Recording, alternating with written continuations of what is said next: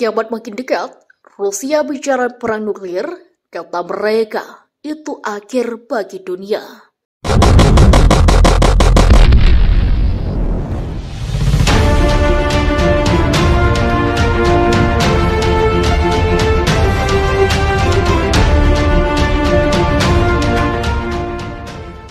Sekretaris Tiga Kedutaan Besar atau Kadubes Rusia untuk Indonesia Deng Xijun menegaskan Rusia tidak pernah berkeinginan untuk menggunakan senjata nuklir dalam perang melawan Ukraina.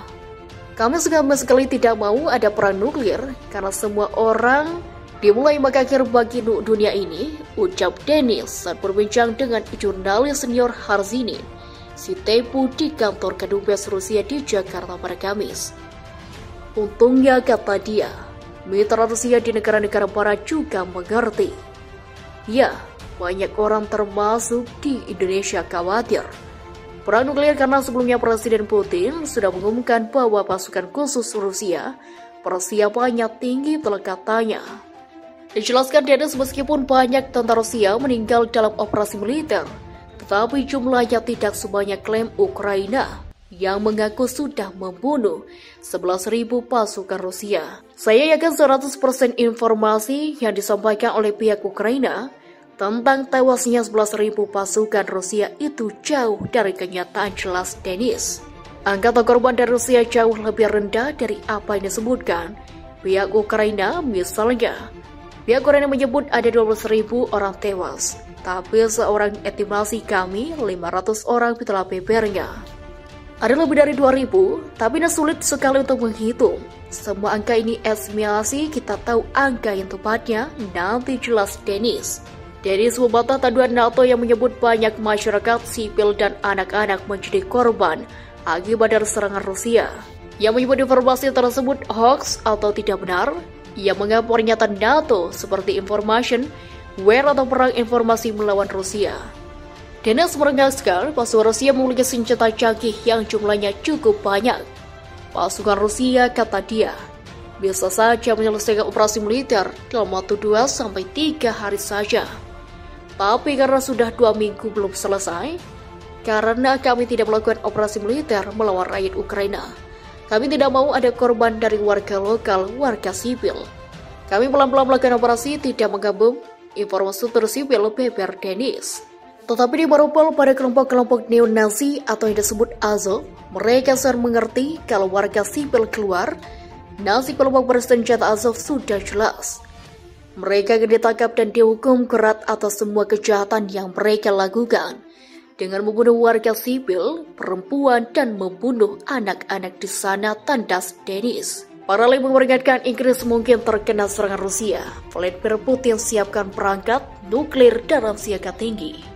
Di tengah perang Rusia-Ukraina, para ahli memperingatkan Inggris dengan Denmark dan wilayah laut mereka yang biasa terkena serangan nuklir dan Vladimir Putin. Atas sebab itu, seorang ahli yang merupakan dosen pertahanan dan strategis di University of Bath, Patrick Bury, mengatakan ada kemungkinan Vladimir Putin akan membuat ledakan nuklir Inggris yang ikut campur atas Rusia-Ukraina. Rekaman dramatis menunjukkan saat barisan tank Rusia dihancurkan oleh serangan Ukraina di dekat Kiev. Serangan itu dilaporkan merekrut nyawa komandan senior Rusia lainnya ketika pasukan Vladimir Putin menekan ibu kota.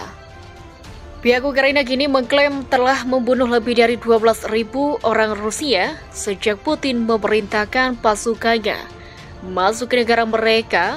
Awalnya Rusia mengharapkan kemenangan cepat ketika dia memerintahkan invasi 2 minggu lalu, tetapi pasukannya menjadi macet dan terhambat.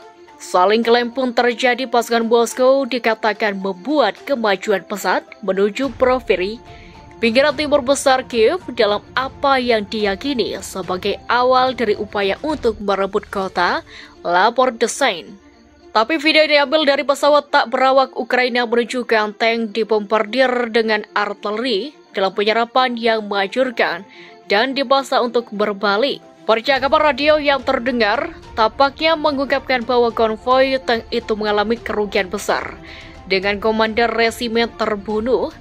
Menurut Kementerian Pertahanan Ukraina, Perwira yang tewas itu adalah Kolonel Andrei Zakharov, komandan resimen tank. Dia dikabarkan dianugerahi Order of Honor oleh Vladimir Putin sendiri.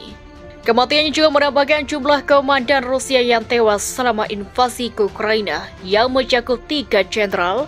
Dengan operasi dilaporkan digambarkan sebagai kelompok-kelompok oleh salah satu orang dalam Kremlin. Alexei Danilov, Sekretaris Dewan Keamanan dan Pertahanan Nasional Ukraina, mengatakan kegagalan itu sekarang telah menyangkakan 8 jenderal juga dipecat. Ukraina Preview melaporkan. Komandan resimen tank Rusia tewas ketika tentara Ukraina lakukan penyergapan dan luncurkan roket. Rusia kembali kehilangan komandan lapangan ketika sergapan tentara Ukraina terhadap konvoi tank menghasilkan sejumlah ledakan. Kobaran api melanda sejumlah tank Rusia yang hendak menuju Kiev. Roket Ukraina tidak hanya memukul balik konvoi tank, tapi juga menewaskan Kolonel Andrei Zakharov. Dia digambarkan dianugerahi Order of Honor oleh Vladimir Putin terdiri pada tahun 2016. Dalam tayangan video mengerikan di selangor Telegram, roket-roket Ukraina menunjukkan tank Rusia menimbulkan bola api. Ledakan juga menimpa pada kendaraan militer Rusia yang diduga membawa peluncur rudal termobatik, laporan desain. Dan serangan terdengar di latar belakang saat mesin militer yang dianggap milik Rusia dilalap api. Ini muncul ketika rekaman sebelumnya menunjukkan saat kolom tank Rusia dihancurkan oleh serangan Ukraina di dekat Kiev.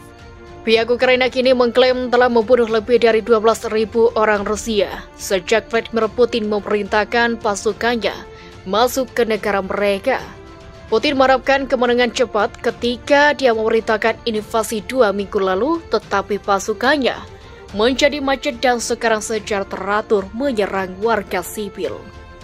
Tapi video yang diambil dari pesawat tak berawak Ukraina menunjukkan TNI bombardir dengan artileri dalam penyergapan yang menghancurkan dan dipaksa untuk berbalik. Percakapan radio dan juga tampaknya mengungkapkan bahwa kolom itu mengalami kerugian besar dengan komandan resimen terbunuh. Sekretaris 3 Kedutaan Besar atau Kadubes Rusia untuk Indonesia Denis Teshuin menegaskan Rusia tidak pernah berkeinginan untuk menggunakan senjata nuklir dalam perang melawan Ukraina.